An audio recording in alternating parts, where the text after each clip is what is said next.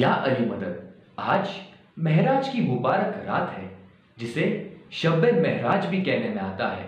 ये रसूल अल्लाह को अल्लाह से मुलाकात के रूहानी एहसास होने वाली रातों में से एक रात थी। इसीलिए ये दुनिया भर के मुसलमानों के लिए सबसे महत्वपूर्ण धार्मिक त्योहारों में से एक है।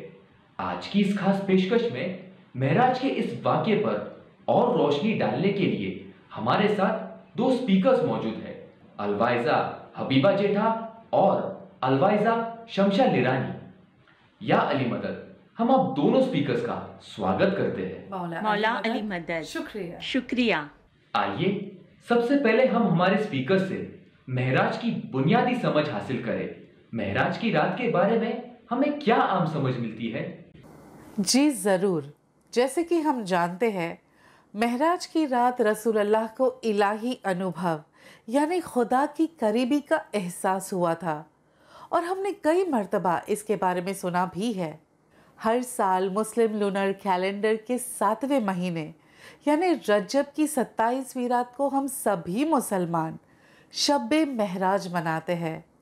नबी अकरम सल्लल्लाहु अलैहि वसल्लम की इसरा और महराज, जिसे हम लैलतुल महराज के नाम से भी जानते हैं, इसका जिक्र कुरान शरीफ में पाया जाता है। ये सफ़र इलाही मुलाकात की एक मुक़द्दस रात है। अल्लाह और रसूल अल्लाह के गहरे करीबी के एहसास की भी ये महान और अजीम रात है। और ये वो रात थी कि जब सफ़र के दौरान रसूल अल्लाह को आसमानों की ओर भी ले जाया गया था, जहां उन्होंने खुद को अल्लाह के करीब पाया।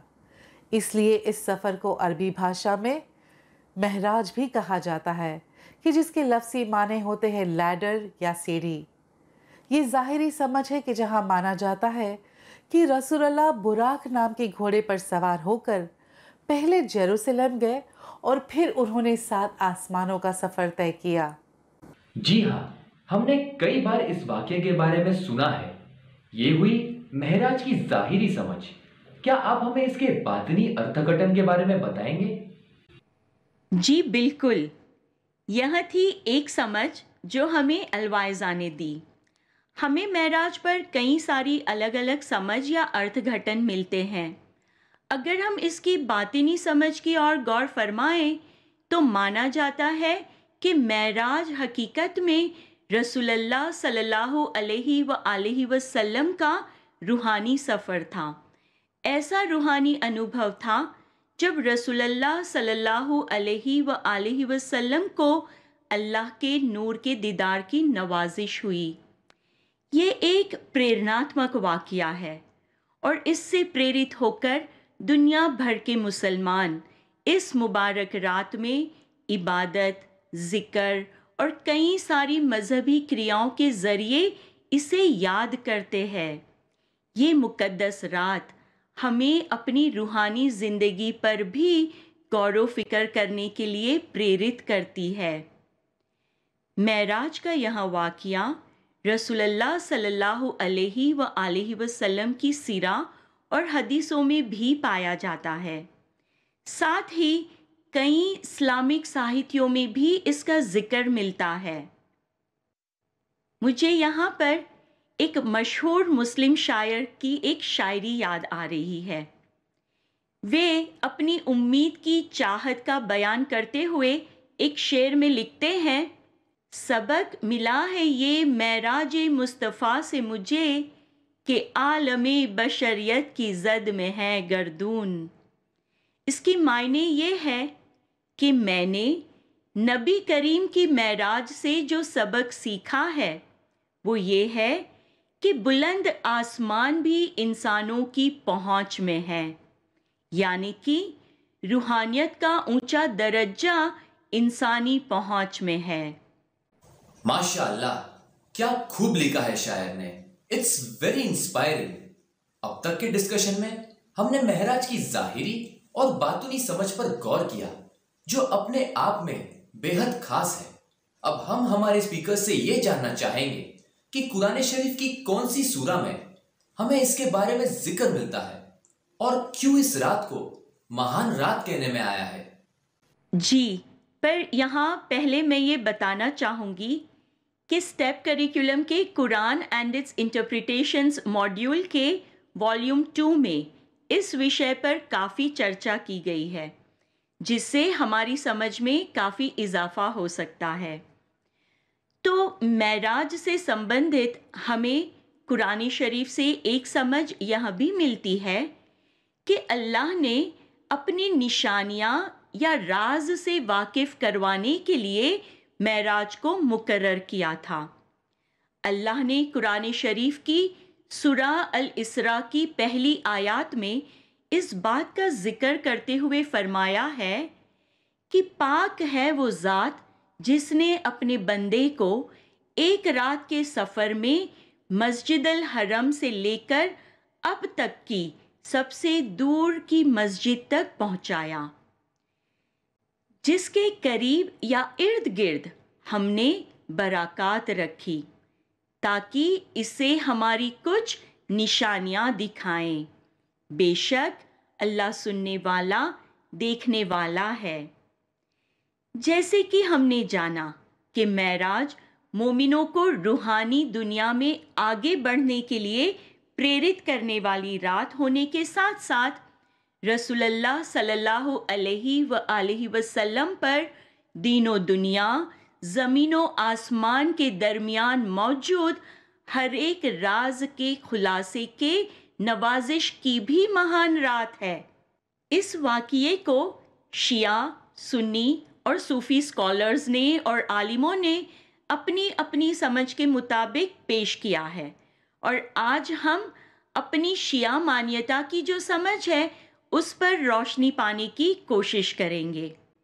ये वाक़या इस बात की ओर इशारा करता है कि 7 आसमानों के ज़रिए हज़रत मोहम्मद सल्लल्लाहु अलैहि वसल्लम के रूहानी सफ़र की रात यानी कि बुलंदी की तरफ जाने से जुड़े विविध प्रतीकात्मक अभिव्यक्ति है, यानी कि डाइवर्स और सिंबॉलिक एक्सप्रेशंस हैं, जिसे कुरान के हाफिज और आलिमों ने अलग अलग तरीकों से कल्पना करने के काबिल बनाया है। शुक्रिया इस जानकारी के लिए। मेराज के वाक़ये से संबंधित हमें कुरान शरीफ की सूरत अन-नज्म सूरा 53 में एक पेड़ जिसे लोट ट्री या सिदरतुल मुंतहा के नाम से जिक्र मिलता है, हमें इस बारे में भी कुछ बताइए। मेराज की शिया अर्थघटन में एक अहम मुद्दा है लॉट ट्री या वो पेड़ जिसे हम सिदरतुल मुंतहा के नाम से भी जानते हैं। माना जाता है कि ये सबसे आखिरी सीमा या हद पर पहुंचना है जहां खुदा ने रसूलुल्लाह को बताते हुए ऐलान किया कि उन्होंने हज़रत अली अलैहिस्सलाम को आप सल्लम के जानशीन के तौर पर चुना है। अल्लाह और रसूलुल्लाह के बीच हुई इस गुफ्तगू का बयान अलग अलग शिया सोर्सेज में पाया जाता है। इस बातचीत का जिक्र करते हुए आप सल्लम फरमाते हैं, मुझे एक आसमान से दूसरे आसमान तक रात के सफ़र पर ले जाया गया जब तक कि मैं सिदरतुल मुंतहा नहीं पहुंच गया। वहाँ मैं अपने खुदा के सामने खड़ा था जिसने फरमाया, ए मोहम्मद, मैंने आपके लिए अली को चुना है, इसलिए उसे अपने जानशीन और वसी के तौर पर लीजिए। हमने उस पर अपने इल्म और अपनी समझ की नवाजिश की है। वे हकीकत में ईमान वालों के लीडर है, यानी अमीरुल मुमिनीन है। ए मोहम्मद, अली सच्चे हिदायत का परचम है। वे उनके इमाम है जो मेरे बंदे हैं। वो नूर है खुदा के दोस्तों के लिए। इस बयान से हम ये समझ सकते हैं कि अल्लाह ने मेराज की मुकद्दस रात में रसूलुल्लाह को हज़रत अली अलैहिस्सलाम के रुतबे और ओहदे की जानकारी दी थी। सुभान अल्लाह, इस पर्सपेक्टिव से हमारे इल्म में इजाफा हुआ है। हमने सुना है कि इमाम जाफर सादिक अलैहिस्सलाम ने भी इस विषय में कुछ जिक्र किया है। क्या आप उसके बारे में हमें बताएंगे? जी बिल्कुल। हम एक मिसाल पर गौर करें कि जहाँ शिया तफसीरकार मोहम्मद इब्न अल हसन अल सफ़ार अल कुम्मी इमाम जाफर अल सादिक अलैहिस्सलाम ने जो सूरत अल नज्म की सूरा 53 पर अपने ख्यालात बयान किए हैं, उनका हवाला देते हैं। वे कहते हैं, इमाम जाफर अल सादिक अलैहिस्सलाम के मुताबिक वो आयतें जो बताती है कि पैगंबर गुमराह नहीं हुए थे, ना ही उन्होंने गलती की थी, सूरह 53 आयत 2, और ना ही उन्होंने अपनी मर्जी से कुछ कहा, सूरह 53 आयत 3। ये रसूल अल्लाह के हज़रत अली अलैहिस्सलाम की विलायत के ऐलान की ओर इशारा है। जब आप सल्लम से पूछा गया कि क्या नाजिल हुआ जो जाहिर हुआ, तब आपने जवाब में फरमाया, ये उन पर नाजिल किए गए इल्हाम से कम नहीं है, सूरह 53 आयत 4। ये खुदा की हिदायत थी कि वे हज़रत अली अलैहिस्सलाम को अपने वसी के तौर पर जाहिर करें। इस ऐलान पर आपसे पूछा गया कि क्या ये आपकी ओर से है या खुदा की तरफ से। इस पर अल्लाह ने रसूल अल्लाह से जवाब में कहने के लिए फरमाया, पैगंबर के दिल ने जो कुछ देखा उसमें झूठ नहीं बोला। क्या आप उसके साथ इस बात पर बहस करेंगे जो उन्होंने देखा, सूरह 53 आयत 11 और 12। इस मिसाल में शिया कमेंटेटर रसूल अल्लाह के ज़रिए किए गए इमाम अली अलैहिस्सलाम की ज़ाहिरात के ऐलान को सिर्फ उनके वारिस के तौर पर जोड़ते हैं। ऐसा करते हुए वे इमाम अली अलैहिस्सलाम की विलायत को इस तरह से देखते हैं कि इमाम अली अलैहिस्सलाम सबसे पहले थे कि जिनकी दुनियावी तौर पर गदीर खुम में ज़ाहिरात का ऐलान हुआ, उससे भी पहले उन्हें इलाही तौर पर जाहिर किया गया था। जी हाँ, इस सिलसिले में तफसीरकार कुम्मी इमाम जाफर अल सादिक अलैहिस्सलाम ने किए सूरत अल नज्म के साथ साथ सूरत अश-शुरा आयत 51 के बयानों के हवालों को समझाते हुए लिखते हैं कि खुदा के नबी ने फरमाया, मेरे खुदा ने मुझे रात के सफ़र करने के काबिल बनाया। उन्होंने मुझ पर पर्दे के पीछे से जाहिर किया, सूरा 53 आयत 10, और उन्होंने मुझसे बात की, सूरा 42 आयत 51। उन्होंने जो कुछ मुझसे कहा वह इस मुताबिक था, ए मुहम्मद, अली पहले हैं, इमामों में से वो अव्वल यानी कि पहले हैं कि जिसने मेरे अहद को कबूल किया। ए मुहम्मद, अली आखिर हैं, उन आखिरी इमामों में से कि जिनकी रूह हम हासिल करेंगे। ए मुहम्मद, अली जाहिर यानी मैनिफेस्ट है, हम वो सब कुछ उन्हें जाहिर करेंगे कि जो हमने आपको सौंपा है। आपको उनसे कुछ भी छिपाने की ज़रूरत नहीं। ए मुहम्मद, अली बातीन हैं, हम उनमें वो राज छिपाएंगे जो हमने आपके साथ राज रखे हैं। हमारे बीच के कोई भी राज अली से नहीं छिपाए जाएंगे। हमने जो कुछ भी सर्जन किया है, जिसकी इजाज़त है और जिसे हराम किया गया है, यानी कि जिन्हें करने की मनाही फरमाई गई है, वो अली सबसे ज़्यादा जानते हैं। इस मिसाल में सूरत अल नज्म की आयत की तफसीर के ज़रिए हम इमाम अली अलैहिस्सलाम को हासिल रुतबे, इल्म और रसूलुल्लाह के साथ के गहरे रिश्ते का अंदाज़ा लगा सकते हैं। यानी कि वो सारे राज कि जो सिर्फ अल्लाह और उनके रसूल जानते हैं, वहीं राज नबी अकरम सल्लल्लाहु अलैहि व आलिहि वसल्लम के जानशीन हज़रत मौला मुर्तज़ा अली अलैहिस्सलाम भी जानते हैं। और इस तरह मेराज के वाक़ये से नबुवत और इमामत के खास बुनियादी उसूलों की भी समझ मिलती है। जैसे कि आपने बताया, शिया तफसीर में इमाम जाफर अल सादिक अलैहिस्सलाम का हवाला मिलता है, तो क्या हमें इमाम के इन बयानात या उन्होंने जो खुलासे किए हैं उससे और कुछ भी तालीम मिलती है? जैसे कि अलवाइजा ने अभी अभी राज का जिक्र किया, अगर इसी सिलसिले में हम गहराई से समझने की कोशिश करें तो आगे इमाम जाफर अल सादिक फरमाते हैं, कोई भी उस राज को नहीं जानता सिवाय उसके जिसने इसे जाहिर किया और वो जिस पर ये जाहिर किया गया। यही उनके कहने का मतलब है। उन्होंने अपने बंदे पर जो जाहिर किया, आपके साथ ऐसा बर्ताव किया जैसे आशिक महबूब या माशूक के साथ बर्ताव करता है, और उन्हें वो राज बताए जो एक आशिक अपने महबूब या माशूक से कहता है। कोई नहीं जानता है कि रसूलुल्लाह ने क्या देखा सिवाय कि जिसने देखा और जिसने दिखाया। रसूलुल्लाह ने जो इजहार या व्यक्त किया जा सकता है उसके परे यानी बियॉन्ड मोहब्बत के निशान देखे। नबी अकरम सल्लल्लाहु अलैहि वसल्लम की महराज से संबंधित इमाम जाफर अल सादिक के दिए बयान में हमें ये बताया गया है कि ये नज्म यानी कि सितारा पैगंबर मोहम्मद का दिल है। जब ये ढलता है यानी जब ये खुद को खुदा के अलावा सभी चीज़ों से अलग कर देता है।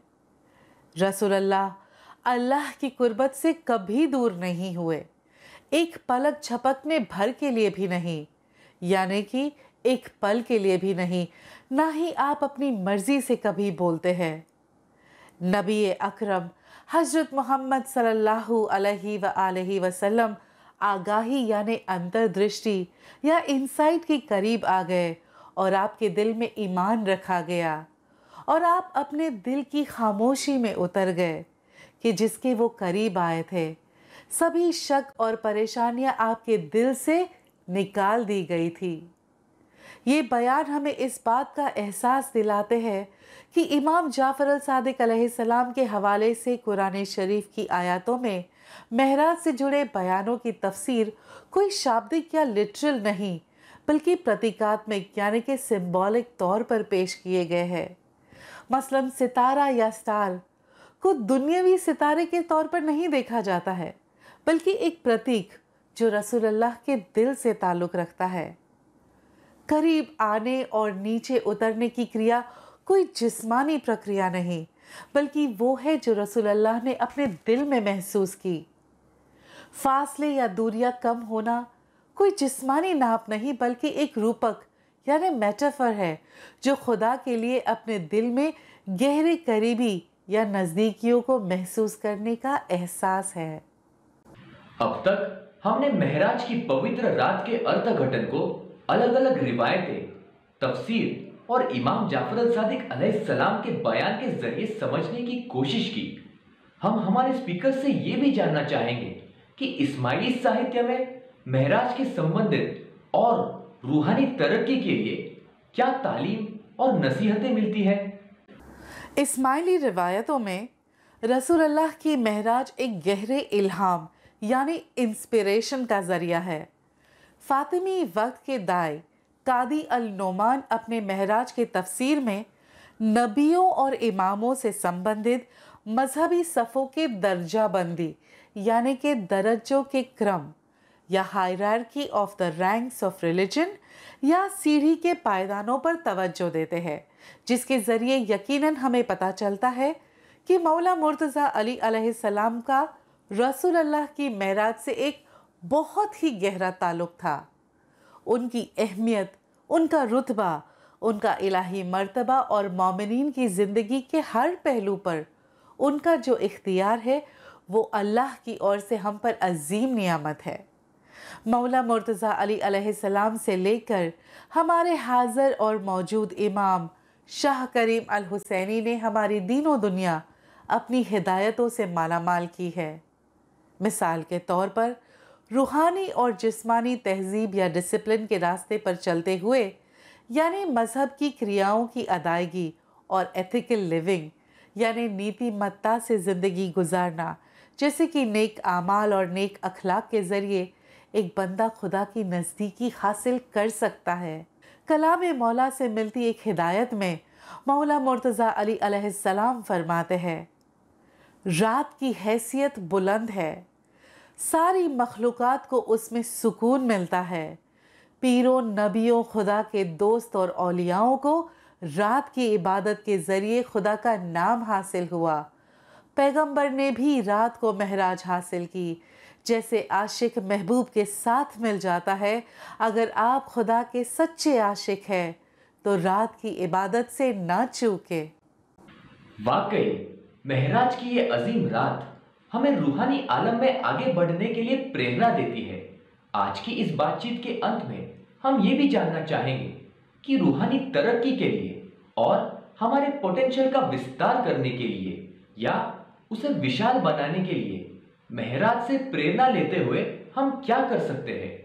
हमारे जीवन में जब हम अर्थ की तलाश करते हैं या जब हम हमारे जीवन में चुनौती भरे समय का सामना करते हैं, तब धर्म की क्या भूमिका है? बेशक रसूलुल्लाह की पूरी जिंदगी हमारे लिए एक मिसाल है। उनकी इबादत, जिक्र, उनके आमाल वगैरह एक बुनियादी मिसाल है महराज की। उन्होंने इस प्रैक्टिस को हमेशा जारी रखा और उन्हें उनके एफर्ट्स में कामयाबी मिली। आपको महराज नसीब हुई और ज़िंदगी में अहम बदलाव आए। इबादत की रेगुलर प्रैक्टिस यानी रिपीटेड एफर्ट्स से एक शख्स में तेज़ तब्दीलियां आ सकती है।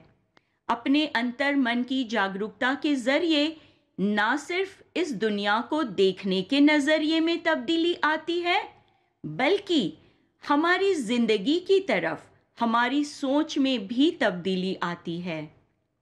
12वीं और 13वीं शताब्दी के सूफ़ी आलिम और फिलोसोफर इब्ने अल अराबी अपनी किताब रिसालतन अनवर में लिखते हैं कि महराज, कि जिसका अर्थ लैडर यानी सीढ़ी होता है, यानी ऊपर की ओर जाना होता है, तब ज़रूरी है कि हम यह भी समझें कि जब ऊपर से वापस नीचे आते हैं तब हम खुद को, इस दुनिया को, दुनियावी तकलीफ़ों को अलग नज़रिए से देखना शुरू करते हैं।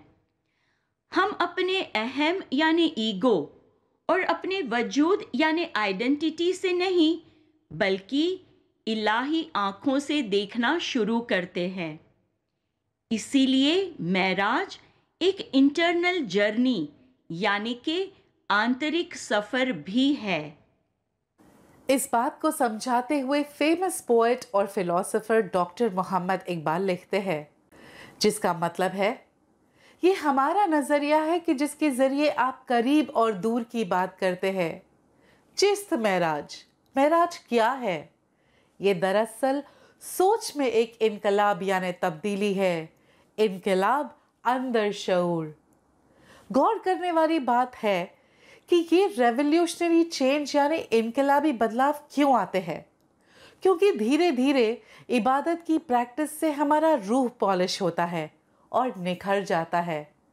हमारे ज़िंदगी के लिए जो केंद्रीय समझ है वो है उसकी क्षणिक प्रकृति यानी उसका टेम्पररी नेचर और उसकी सीमाएं यानी कि लिमिटेशंस। हम इंसानों के सभी मामलों को नियंत्रित करने की धारणा में जो हमारी मर्यादाएं यानी कि लिमिटेशंस है, वो ही अपने आप में ज़िंदगी की सच्चाई है।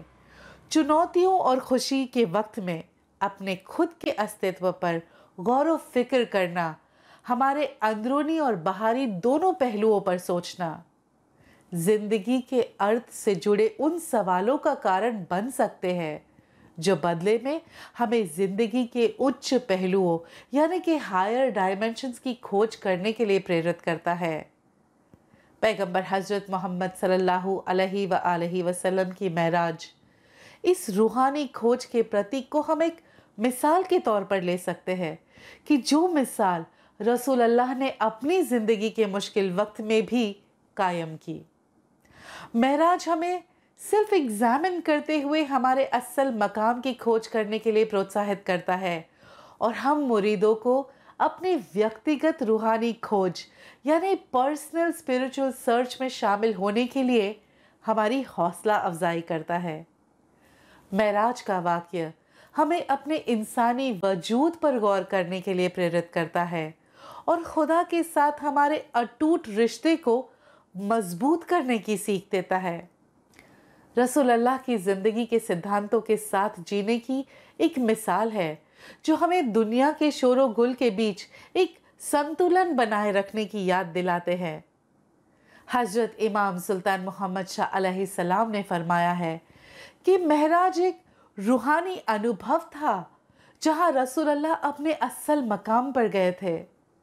इस तरह महराज हर इंसान के लिए अपनी ज़िंदगी में फुलफिलमेंट और अर्थ पाने के लिए और सबसे अहम रूहानी खुशी के खोजने की जो इनर जर्नी है, यानी कि अंदरूनी सफ़र है, उसके लिए हमें प्रोत्साहित करता है। इस रिवायत को जारी रखते हुए ज़माने के इमाम की ये भूमिका है कि वे हम मुरीदों को हिदायत देते हैं ताकि हम उस रूहानी खुशी का अनुभव कर पाए।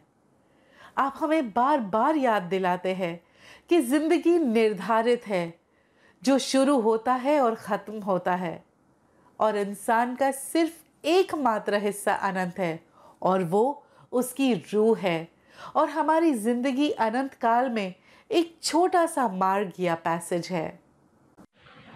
वाकई बहुत खूब। महराज का ये महान त्योहार हमें प्रेरणा से भर देता है कि अगर दिल में खुदा के लिए मोहब्बत है और उस पर हमें यकीन है, हमारे अमाल अच्छे और नेक है, तो सच्चे दिल से की गई इबादत यकीनन कबूल होगी और इंशाअल्लाह हमें भी पवित्र महराज की रहमत नसीब होगी। हम हमारे दोनों स्पीकर्स का शुक्रिया अदा करते हैं जिन्होंने बड़ी आसान भाषा में हमें महराज की समझ दी। Thank you so much. Shab-e Meraj मुबारक।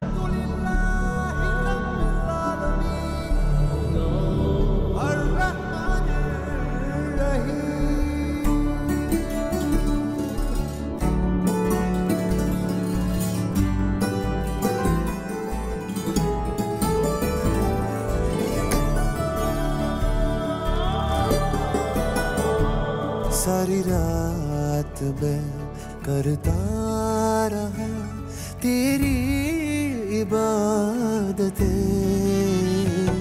महफूज हूँ तेरी राह में, करना हिफाजतें। मैं मुरीद हूँ खादिम तेरा, मैंने की है खता तो होना खफा, वो दे दे शिफा।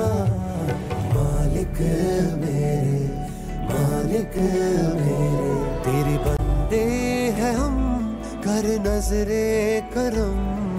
मालिक मेरे, मालिक मेरे, तेरे बंदे हैं हम, कर नजरे करम।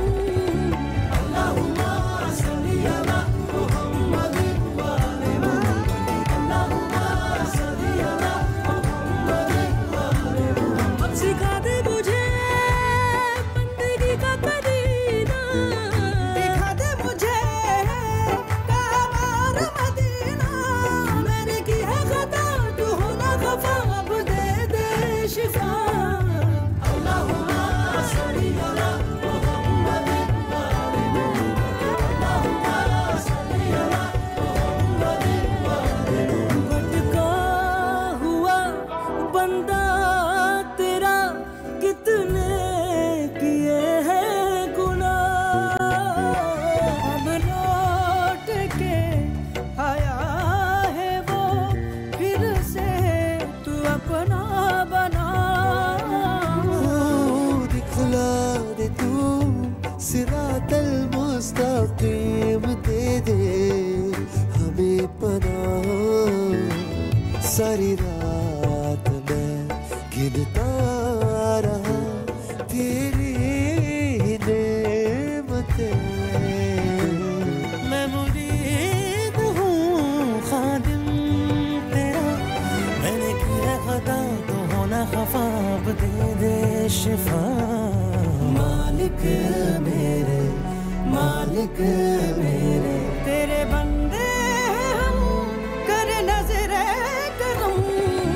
अल्लाहुम्मा सल्ली अला मुहम्मद व आले मुहम्मद, अल्लाहुम्मा सल्ली अला मुहम्मद व